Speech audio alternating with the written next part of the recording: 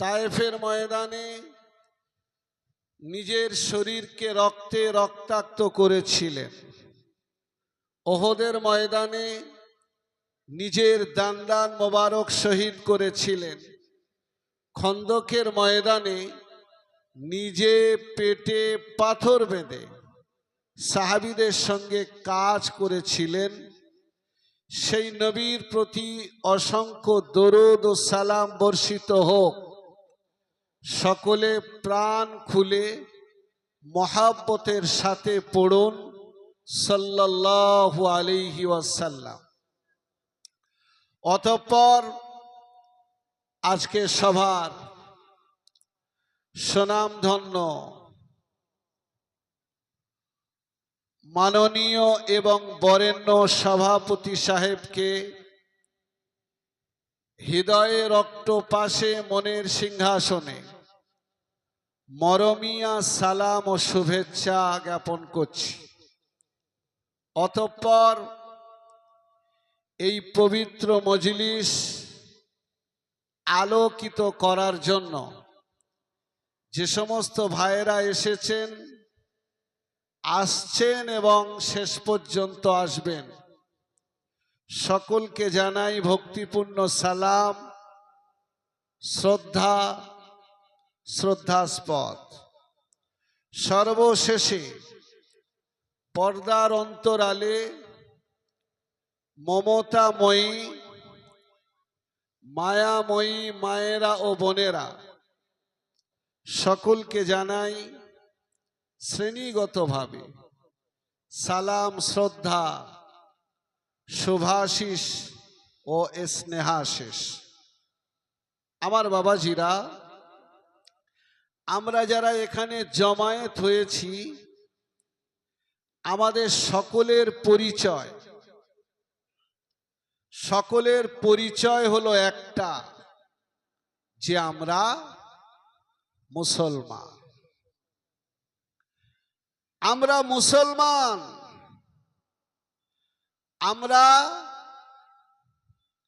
ইসলাম ধর্মাবলম্বী। যে ইসলাম সম্পর্কে আল্লাহ রাব্বুল আলামিন কোরআন শরীফে জানিয়েছেন, ইন্নাদ-দীনা ইনদাল্লাহিল ইসলাম।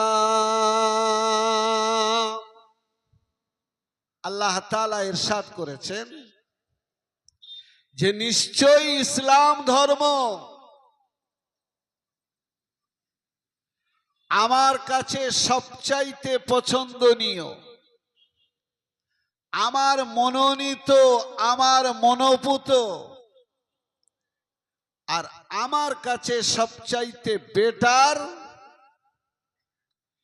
যে ধর্মে আমি মানুষকে জান্নাতে দেব, যে ধর্মের অনুসারী হলে জান্নাতে যাওয়ার পথটা সুগম হবে, সেই ধর্ম ইসলাম আমার কাছে পছন্দনীয়। সকলে বলুন সুবহানাল্লাহ। প্রিয় ভাইরা, ইসলাম যদি আল্লাহর কাছে পছন্দনীয় ধর্ম হয়, তাহলে আমরা মুসলমান, অর্থাৎ ইসলামের অনুসারী, আমরাও আল্লাহর কাছে পছন্দনীয়। আল্লাহ তাআলা আমাদের অভয় দিয়েছেন। কিসের অভয় জানেন? আজ মুসলমান পৃথিবীতে অত্যাচার, অবিচার, অনাচারের স্টিম রোলারে নিষ্পেষিত হচ্ছে। কি ভাই, হচ্ছে না? হচ্ছে না? পৃথিবীর এমন কোন জায়গা নেই যেখানে মুসলমান বর্তমান সময়ে একটু শান্তিতে থাকতে পারে। আমরা সকলে জানি যে ফিলিস্তিনের মুসলমানদের উপরে দীর্ঘ 7 মাসের উপরে বেঈমান ইসরাইল আর ইহুদিরা বর্বরচিত হামলা করে এ পর্যন্ত প্রায় 37,500 নিরীহ মুসলমান, যার বেশিরভাগ হলো শিশু আর মহিলা, এদেরকে হত্যা করেছে। পৃথিবীর যেদিকে তাকান, ইউরোপ হোক, আমেরিকা হোক, এশিয়া হোক, আফ্রিকা হোক, অস্ট্রেলিয়া হোক, সব জায়গায় মুসলমান নিষ্পেষিত হচ্ছে, অত্যাচারিত হচ্ছে। কে ভাই হচ্ছে না? হচ্ছে না। অথচ ইসলাম আল্লাহর পছন্দনীয় ধর্ম, আর ইসলামের অনুসারী মুসলমান আমরা আল্লাহর পছন্দনীয় বান্দা। কিন্তু তার সত্ত্বেও এত অত্যাচার, এত অবিচার মুসলমানদের উপরে কেন হচ্ছে? কি ভাই প্রশ্ন জাগে না মনে? আমার বাবাজিরা কোরআন বলছে, লা তাহিনু ওয়ালা তাহজানু ওয়া আনতুমুল আ'লাউনা ইন কুনতুম মুমিনিন। আমার আল্লাহ বলেন, লা তাহিনু,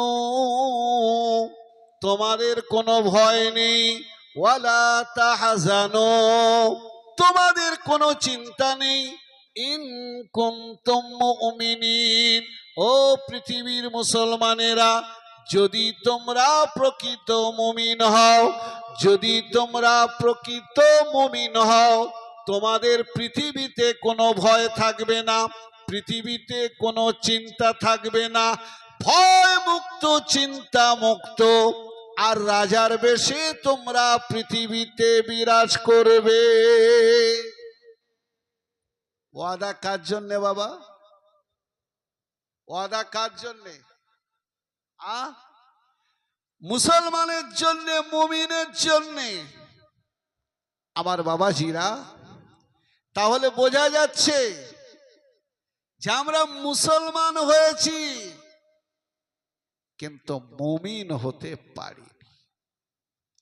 আল্লাহ সুবহানাহু ওয়া তাআলা কোরআন শরীফের বিভিন্ন জায়গায় মুমিনদের জন্য অফার দিয়েছেন। কদ আফলাহাল মুমিনুন, আমার আল্লাহ বলেন আফলাহাল মুমিনুন, যারা মুমিন মুসলমান তারা কামিয়াব হয়ে গেছে। যারা মুমিন হবে তারা সফল কাম হবে, যারা মুমিন হবে তারা কামিয়াব হবে। মুমিনদের পৃথিবীতে কোনো রকমের, মুমিনদের পৃথিবীতে কোনো রকমের ভয় আর দুশ্চিন্তা থাকবে না। কিন্তু মুমিন কারা? মুমিন কাদেরকে বলা হয়? আজ আমরা মুসলমান এটাই ঠিক করতে পারলাম না। আমার বাবাজিরা, আমরা মনে করি বাচ্চা হওয়ার পরে এখন আর মৌলানাদের কাছে যায় না, মুফতি সাহেবদের কাছে যায় না, নেট খোলে। আর আধুনিক নাম, যে নাম সচরাচর পাওয়া যায় না, সেরকম একটা নাম আমরা রাখি। আর মনে করি যে কোরবানির সিজনে এলাকার সবচাইতে ভালো পশু যদি আমরা কোরবানি দিতে পারি তাহলে হয়তো আমরা মুমিন হয়ে যাব। আমার বাবাজিরা, আল্লাহ রাব্বুল আলামিন মুমিনের অসংখ্য গুণ, অনেকগুলো গুণ, প্রায় 10টা গুণ আল্লাহ তাআলা কোরআনে বলেছে। কিন্তু মুমিনের যেটা প্রথম গুণ, সেটা কি? কদ আফলাহাল মুমিনুন আল্লাযীনা হুম ফি সলাতিহিম খাশিউন। আমার আল্লাহ বলেন মুমিন হলো ওরা, মুমিনের প্রথম গুণ হলো যারা আমার ভয়ে, আমার সন্তুষ্টির জন্যে, আমি আল্লাহ আমাকে রাজি খুশি করার জন্যে যারা নামাজ পড়বে তারাই হলো প্রকৃত মন। তাদের মধ্যে নামাজের গুণ থাকবে, তারাই হলো প্রকৃত মুমিন। আমার ভাই, আজ আত্মসমীক্ষা করার সময় এসেছে যে আমরা যারা মুসলমান আছি, আমরা যারা নিজেদেরকে মুসলমান বলে দাবি করছি, আমরা যারা মুসলমান বলে ভালো ধারণা নিয়ে রেখেছি যে আমাদের জন্য জান্নাত হলো রিজার্ভেশন হয়ে আছে, বুকে হাত দিয়ে চিন্তা করলে বুঝতে পারবেন যে আমাদের মধ্যে কতজন নামাজি। অথচ নামাজ হলো মুমিনের প্রথম গুণ। নামাজ হলো একজন ইমানদারের ইমানি পাওয়ার, ইমানি শক্তি সঞ্চয়ের প্রধান মাধ্যম নামাজ। আমার বাবাজিরা, পাকিস্তানের একজন বড় আল্লাহর ওলি আছেন, নাম তার পীর জুলফিকার নকশবন্দি দামাত বারাকাতুহু। বিশাল বড় আল্লাহর ওলি, বিশাল বড় আল্লাহর ওলি। গোটা পৃথিবীতে তার ফ্যান ফলোয়ার্স আছে। উনি নিজে বলছেন যে আমি 192টা দেশ সফর করেছি, বর্তমান পৃথিবীর অন্যতম শ্রেষ্ঠ পর্যটক। উনি নিজের কিতাবে লিখেছেন যে আমি দেশ ভ্রমণ করতে করতে যখন জর্ডানে পৌঁছালাম, জর্ডানের একটা সীমান্তবর্তী এলাকার একটা মসজিদে গিয়ে হাজির হয়েছি। তো মসজিদের ইমাম সাহেব আমাকে শুনিয়েছে, আমি নিজে কানে শুনেছি, কারোর কাছ থেকে গল্প শুনিনি। তো ওই জামে মসজিদের ইমাম সাহেব উনি বলছেন যে জর্ডন আর বর্তমান ইহুদি রাষ্ট্র ইসরায়েল, দুটো রাষ্ট্রের সীমানা একই। এদিকে জর্ডন, ওদিকে ইসরায়েল, আর সীমান্তবর্তী এলাকায় জামে মসজিদ। জামে মসজিদের ইমাম সাহেব বলছেন, হুজুর, প্রত্যেক জুমার দিন আসরের পরে একজন ইহুদি আলিম এসে আমাকে জিজ্ঞাসা করে, ইমাম সাহেব, আজকের জুমার দিনে জুমার নামাজে কত মুসল্লি হয়েছিল? আমি যখন বলি 400-500, আবার প্রশ্ন করে ফজরের নামাজে কত মুসল্লি হয়েছিল? আমি যখন বলি 5 জন, 7 জন, 10 জন, শোনার পরে হাসতে হাসতে চলে যায়। কিন্তু ইহুদিদের এত প্রভাব, ইহুদিদের এত রোগ যে আমি ভয়ে কোনোদিন জিজ্ঞাসা করতে পারিনি যে ইহুদি ভাই, আপনি শুধু জুমার দিন ফজর আর জুমার নামাজের কথা জিজ্ঞাসা করেন কেন? আসর, মাগরিব, এশা, জোহর, এই সমস্ত নামাজের কথা জিজ্ঞাসা করেন না কেন? ইমাম সাহেব বলছেন যে আমি 2 থেকে 2.5 বছর পরে একদিন সাহস করে ওই ইহুদি আলেমকে জিজ্ঞাসা করছি যে আপনি শুধু জুমার দিনের প্রশ্ন করেন কেন, অন্যান্য দিনের প্রশ্ন করেন না কেন? তো ওই ইহুদি আলেম বলছে, শোনো, আমাদের তওরাতে, তওরাত তো নেই, বর্তমান ইহুদিদের কাছে যেটা ধর্মগ্রন্থ তার নাম হলো তালমুদ। তো আমাদের তালমুদ কিতাবে লেখা আছে যে যেদিন মুসলমানদের জুমার দিন ফজরের নামাজির সংখ্যা আর জুমার নামাজির সংখ্যা এক হবে, সেদিন গোটা পৃথিবীতে মুসলমানরা রাজত্ব করবে, মুসলমানদের কথায় গোটা পৃথিবী চলবে। আর যতদিন পর্যন্ত মুসলমানদের জুমার নামাজির সংখ্যা বেশি হবে আর ফজরের নামাজির সংখ্যা কম থাকবে, ততদিন পৃথিবীতে মুসলমান লাঞ্ছিত, অপমানিত হবে। আর আমরা ইহুদি, আমাদের রাজত্ব কায়েম থাকবে। সকলে বলুন নাউযুবিল্লাহ। আবার বাবাজিরা, তাহলে বোঝা গেল যে একজন মুমিন, একজন মুসলমান, তার ঈমানি পাওয়ার হলো নামাজ। নামাজের মাধ্যমে মুসলমান তার ঈমানি সঞ্চয়, ঈমানি শক্তি সঞ্চয় করবে।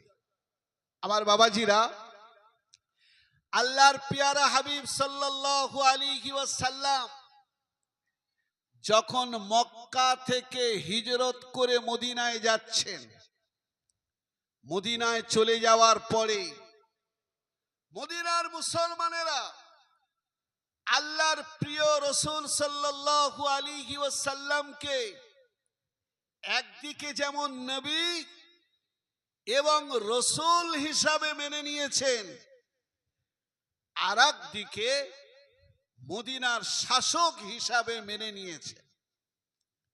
মদিনার মুসলমানরা আল্লাহ রাসূলকে বলছেন, ইয়া রাসূল আল্লাহ, ইয়া হাবিব আল্লাহ, আপনি মক্কা থেকে মদিনায় হিজরত করে এসেছেন, আপনি আমাদের নতুন শাসক, আপনি আমাদের প্রিয় রাসূল, আপনি আমাদের হৃদয়ের স্পন্দন, আপনি আমাদেরকে কিছু নসিহত করুন, আমরা সেই নসিহত মেনে চলব। আমার বাবাজিরা, ইবনে মাজাহ শরীফে, তিরমিজি শরীফে এই হাদিসটা এসেছে। আল্লাহর পেয়ারা হাবিব সাল্লাল্লাহু আলাইহি ওয়াসাল্লাম মদিনাতে যাওয়ার পরে যে ঐতিহাসিক ভাষণ দিয়েছিলেন, সে ভাষণ কিন্তু লম্বা চওড়া ছিল না। বর্তমান পৃথিবীর বিভিন্ন দেশের যারা ক্ষমতায় আসে, ক্ষমতায় আসার পরে ভাষণ দেয় লম্বা চওড়া, 5 বছরে একটা প্রতিশ্রুতি পালন করে না। বর্তমান যারা শাসক, তারা সাম্প্রদায়িকতা নিয়ে রাজনীতি করে। সাম্প্রদায়িক সম্প্রীতি যদি তৈরি হয়ে যায়,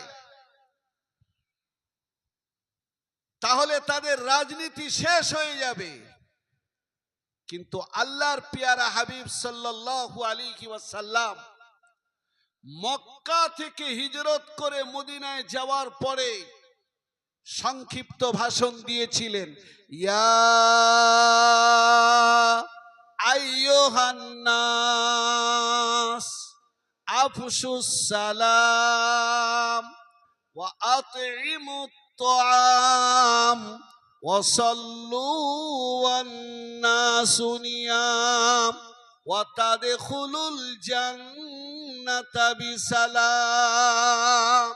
আল্লাহর পেয়ারা হাবিব মুহাম্মদুর রাসূলুল্লাহ সাল্লাল্লাহু আলাইহি ওয়াসাল্লাম মদিনার মুসলমানদেরকে বললেন, ও মদিনাবাসীরা, ও মদিনার মানুষেরা, আমি তোমাদের 3টে উপদেশ দিচ্ছি। এই তিনটে উপদেশের উপরে যদি তোমরা আমল করো, তোমাদের দুনিয়ার জীবন সুখী হবে, আর পরকালে তোমরা হাসতে হাসতে আল্লাহর জান্নাতে চলে যাবে।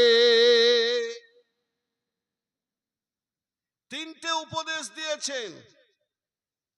এক নাম্বার হলো, আল্লাহ রসুল বললেন, ইয়া আইয়ুহান নাস আফশুস সালাম, আফশুস সালাম, হে মদিনার মানুষেরা, তোমরা সালামের রওয়াজ প্রদান করো, একে অপরকে সালাম দাও। কারণ একে অপরকে যত বেশি সালাম দেবে, তোমাদের একে অপরের উপরে মহাব্বত তৈরি হবে, ভালোবাসা তৈরি হবে, ভ্রাতৃত্বের বন্ধনে আবদ্ধ হবে, সাম্প্রদায়িক সম্প্রীতির পরিবেশ তৈরি হবে। সকলে বলুন সুবহানাল্লাহ। আমার বাবাজিরা, আজ মুসলমানের কাছে সালামের গুরুত্ব নেই, অথচ মুসলমান জানে না যে পৃথিবীতে তিনটে আমল এমন আছে, যে আমল জান্নাতে ছিল, দুনিয়াতে আছে, আবার ভবিষ্যতে মানুষ যখন জান্নাতে যাবে সেখানেও থাকবে। বলুন সুবহানাল্লাহ। আমরা নামাজ পড়ি, রোজা রাখি, হজ করেন, যাকাত দেন, এই সমস্ত আমল পৃথিবীতে আছে। যখন মানুষ মারা যায়, মানুষের চোখটা বন্ধ হয়ে যায়, আর শরীর থেকে প্রাণ পাখি উড়ে চলে যায়, আর নামাজ পড়তে হয় না, রোজা করতে হয় না, যাকাত দিতে হবে না।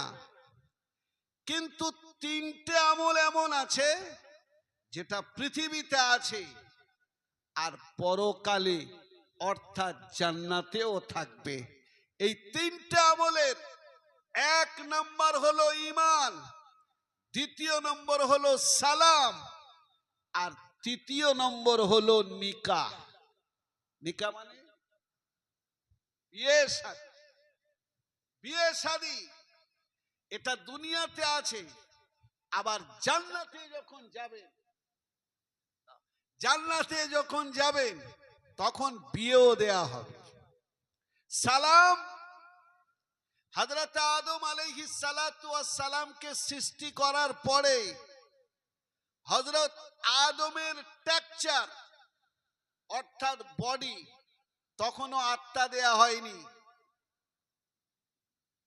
40 বছর তায়েফের পাদদেশে রাখা ছিল। 40 বছর পরে আল্লাহ রাব্বুল আলামিন যখন হযরত আদম আলাইহিস সালাতু ওয়াস সালামের শরীরে আত্মা দিয়ে দিলেন, হযরত আদম নড়ছে, চড়ছে, উঠে বসছে, কথা বলছে। আমার ভাই, আল্লাহ সুবহানাহু ওয়া তাআলা হযরত আদমকে বললেন, আদম, ওই যে দূরে একটা ফেরেশতাদের জামাত দেখতে পাচ্ছ, হাদিসটা মিশকাত শরীফে আছে, তিরমিজি শরীফে আছে। ওই যে ফেরেশতাদের জামাত দেখতে পাচ্ছ, ওই জামাতের কাছে যাও, গিয়ে সালাম দাও, আসসালামু আলাইকুম। ফেরেশতারা যে উত্তর দেবে, এই উত্তরটা কিন্তু তুমি মনোযোগ সহকারে শুনবে, কারণ ওই উত্তরটা তোমার জন্যে আর তোমার সন্তান সন্তানাদি কিয়ামত পর্যন্ত যারা আসবে সকলের জন্য একই উত্তর আসবে। সকলে বলুন সুবহানাল্লাহ। আমার বাবাজিরা, হযরত আদম আলাইহিস সালাতু ওয়াস সালাম গুটি গুটি হাঁটতে হাঁটতে ফেরেশতাদের জামাতের কাছে গিয়ে সালাম দিলেন, আসসালামু আলাইকুম। ফেরেশতারা উত্তর দিলেন, ওয়া আলাইকুমুস সালাম। ওয়া রাহমাতুল্লাহি ওয়া বারাকাতুহু। এটাই হলো হযরত আদম আলাইহিস সালাতু ওয়াস সালামের জীবনের প্রথম আমল। আর বিশ্বনবী মুহাম্মদুর রাসূলুল্লাহ সাল্লাল্লাহু আলাইহি ওয়াসাল্লাম মদিনায় গিয়ে প্রথম নসিহত করলেন আফসুস সালাম। হে মদিনাবাসীরা, তোমরা একে অপরকে সালাম দাও। কেন? তদানীন্তন সময়ে মদিনায় মুনাফিকদের তিনটে গ্রুপ ছিল, মুসলমানদের দুটো গ্রুপ ছিল, আবার কিছু মুশরিক ছিল। সাম্প্রদায়িকতা ছড়াবার প্রবল সম্ভাবনা ছিল। তাই নবী প্রথম নসিহত করলেন আফসুস সালাম, একে অপরকে সালাম দাও। আল্লাহ তাআলা সালামের বিনিময়ে তোমাদের অন্তরে মহব্বত দান করবে, আর তোমরা ভ্রাতৃত্বের বন্ধনে আবদ্ধ হয়ে যাবে। আবার বাবাজিরা, আল্লাহ রাসূল দ্বিতীয় নসিহত করেছিলেন ওয়া আতিমুত তাআম। ও মদিনার মানুষেরা, ও মদিনাবাসীরা, আমি নবী মুহাম্মদুর রাসূলুল্লাহ সাল্লাল্লাহু আলাইহি ওয়াসাল্লাম তোমাদের নসিহত করছি ওয়া আতিমুত তাআম। যারা অনাথ, যারা দুস্থ, যারা এতিম, যারা মিসকিন, যারা অনাহারে থাকে, যারা গরিব, তাদেরকে তোমরা খানা খাওয়াও, তাদের খাওয়ানোর ব্যবস্থা তোমরা করো।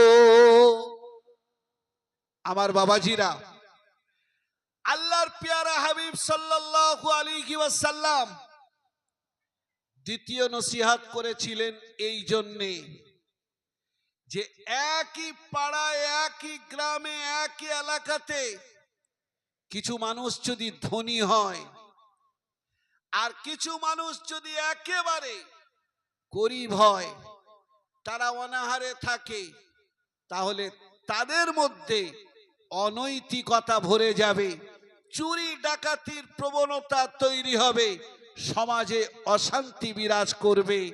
তাই নবী মুহাম্মদুর রাসূলুল্লাহ সাল্লাল্লাহু আলাইহি ওয়াসাল্লাম নসিহত করলেন ওয়া আতিমুত তাআম।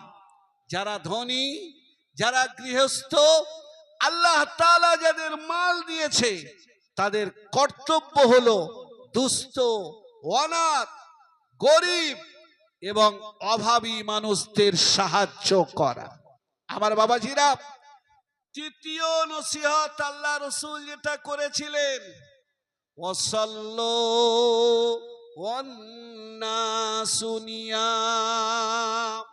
আমার বাবাজিরা, উম্মতে মুহাম্মাদি 5 ওয়াক্তের নামাজ পড়বে না, উম্মতে মুহাম্মাদি বেনামাজি হবে, উম্মতে মুহাম্মাদি নামাজের ধার ধারবে না। এটা আল্লাহ রাসূল কখনো কল্পনা করতে পারেননি। তাই আল্লাহ রাসূল বলেন, ও আমার উম্মতিরা, শুধু 5 ওয়াক্তের নামাজ পড়লে চলবে না। যদি তোমরা 5 ওয়াক্তের নামাজের সাথে সাথে পৃথিবীর সমস্ত মানুষ যখন ঘুমিয়ে পড়বে, রাতের অন্ধকারে উঠে তাহাজ্জুদের নামাজটা আদায় করো, খোদার ভয়ে যদি দাঁড়িয়ে নামাজ পড়ো, আল্লাহ রাসূল বলছেন এই তাহাজ্জুদের নামাজ পড়ার অভ্যাস, রাতের অন্ধকারে উঠে নামাজ পড়ার আদত যদি তৈরি হয়ে যায়, আমি নবী তোমাদেরকে সুসংবাদ দিচ্ছি ওয়াতাদখুলুল জান্নাতা বিসালাম। তোমরা হাসতে হাসতে শান্তির সঙ্গে আল্লাহর জান্নাতে পৌঁছে যাবে। সকলে বলুন সুবহানাল্লাহ। আমার বাবাজিরা, সেজন্য শুধু মুসলমান হলে চলবে না, মুমিন হতে হবে। মুমিন আমরা কেমন? আমাদের জীবনের প্রত্যেকটা আমল সাহাবাদের জীবনের সাথে মেলাতে হবে, যে সাহাবারা কেমন আমল করেছে আর আমরা কেমন আমল করছি। আমার বাবাজিরা, ছোট্ট একটা আয়াত আপনাদেরকে শোনাবো। চতুর্থ পারার শুরুতে আল্লাহ রাব্বুল আলামিন কোরআন শরীফের একটা আয়াত অবতীর্ণ করলেন, লান তানালুল বিররা হাত্তা তুনফিকু মিম্মা তুহিব্বুন। আল্লাহ তাআলা জানালেন যে তোমরা পরিপূর্ণ নেকি পাবে না, তোমরা পরিপূর্ণ মুসলমান হতে পারবে না যতক্ষণ পর্যন্ত তোমার প্রিয় জিনিসটা, পছন্দনীয় জিনিসটা আল্লাহর রাস্তায় দান না করবে। আবার ভাই আয়াতে কোন সাহাবীর নাম লেখা নেই। কি ভাই আছে? কোন সাহাবীর নাম লেখা নেই। প্লেন আল্লাহ তাআলা আয়াত অবতীর্ণ করলেন। আমাদের এখানে পবিত্র জুমার দিন মুফতি সাহেব হুজুর যখন বয়ান করেন, অথবা মসজিদের ইমাম সাহেব যখন বয়ান করেন, সুদের কথা বলেন, বেনামাজির ভয়াবহতার কথা বলেন, রোজা না রাখলে কি গুনাহ হবে তার বক্তব্য যখন করেন, যে বেনামাজি সে মনে করে আমার বলছে না, ও আমাদের পাড়ার যে একেবারে পড়ে না তার কথা বলছে। যে রোজা করে না সে কানে নেয় না, সে মনে করছে আমার বলছে না। হুজুরের খানা হয়তো ও দেয় না, সেই জন্যে ওর কথা বলছে। আবার বাবাজিরা, সাহাবাদের আদর্শ ছিল, সাহাবাদের চরিত্র ছিল যে কোরআন শরীফের যখন কোনো আয়াত অবতীর্ণ হতো প্রথমে নিজের জীবনে ফিট করতে, যে এই আয়াতটা আমার জন্য অবতীর্ণ হলো না তো। আমার বাবাজিরা, এই আয়াত অবতীর্ণ হওয়ার পরে আল্লাহ রসুলের একেবারে নিকটতম সাহাবী হযরতে আবু তালহা রাদিয়াল্লাহু তাআলা আনহু এসে বলছেন, ইয়া রাসূলুল্লাহ, ইয়া হাবিবাল্লাহ, এই আয়াত আমার জন্যই অবতীর্ণ হয়েছে। হুজুর বললেন, কি করে বুঝলে? বুখারী শরীফের হাদিস। হুজুর বললেন, কি করে বুঝলে? হযরতে আবু তালহা বলছেন, ইয়া রাসূলুল্লাহ, ইয়া হাবিবাল্লাহ, এই আয়াতে বলা হয়েছে যে তুমি তোমার পছন্দনীয় জিনিস যতক্ষণ পর্যন্ত আল্লাহর রাস্তায় দান না করবে ততক্ষণ পর্যন্ত তুমি পরিপূর্ণ নেকি পাবে না, কামিল মুমিন হবে না। আর আমি আবু তালহা আল্লাহ রাস্তায় অনেক কিছু দান করেছি, কিন্তু আমার পছন্দের বাগান, আমার প্রিয় বাগান হলো বাগে বাইরুহা, যেটা মসজিদে নববীর পাশে ছিল। এই বাগানটা আমি এখনো পর্যন্ত আল্লাহ রাস্তায় দান করতে পারিনি।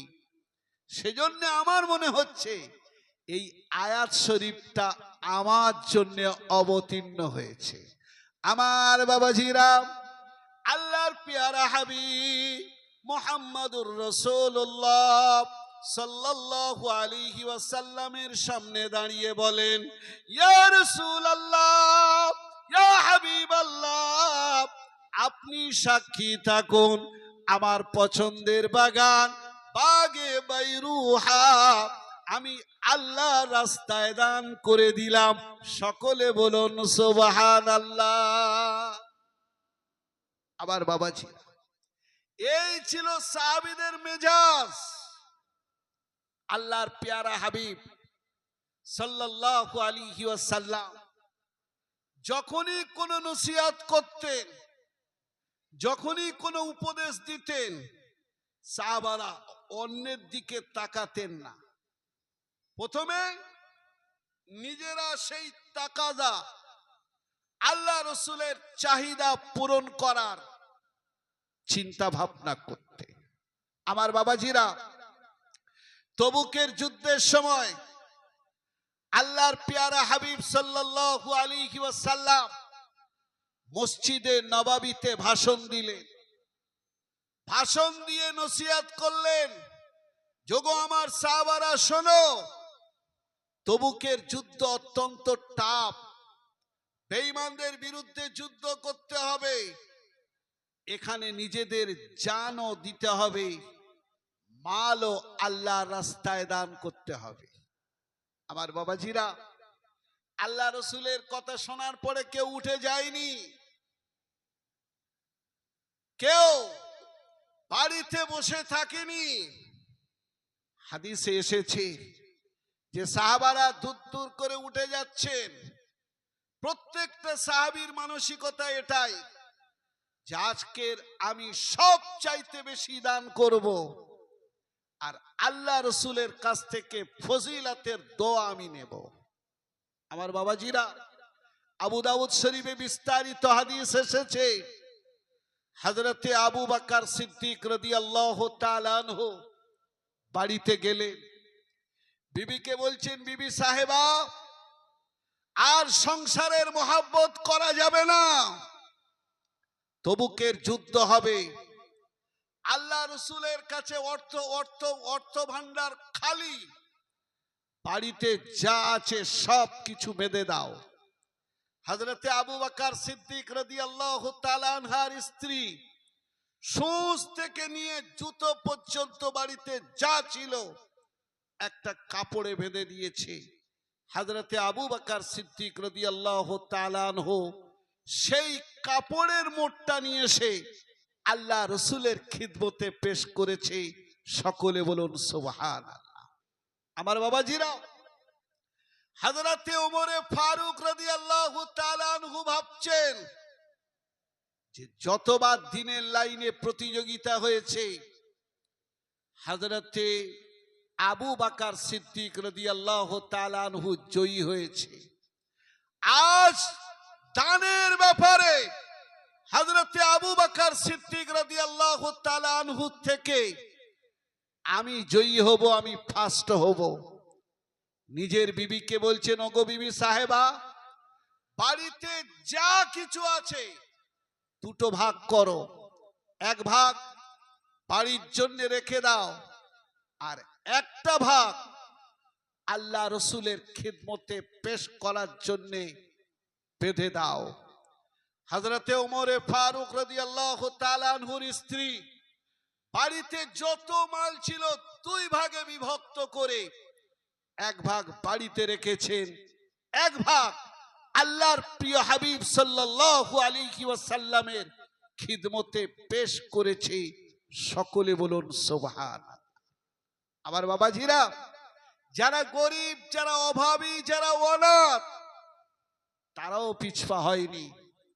কিতাবে এসেছে যে একজন বিকলাঙ্গ সাহাবী, নাম তার হযরতে আকিল রাদিয়াল্লাহু তাআলা আনহু, উনি মসজিদে নববীতে বসে বসে কাঁদছেন যে আল্লাহ, তুমি আমাকে বিকলাঙ্গ তৈরি করলে কেন? আজ যদি আমি সুস্থ থাকতাম, আমার হাত পা যদি সুস্থ থাকতো, যেমন আবু বকর দান করছে, যেমন ওমর দান করেছে, হযরতে উসমান গনি দান করেছে, আব্দুর রহমান বিন আওফ দান করেছে, আমি এরকম দান করতে পারতাম।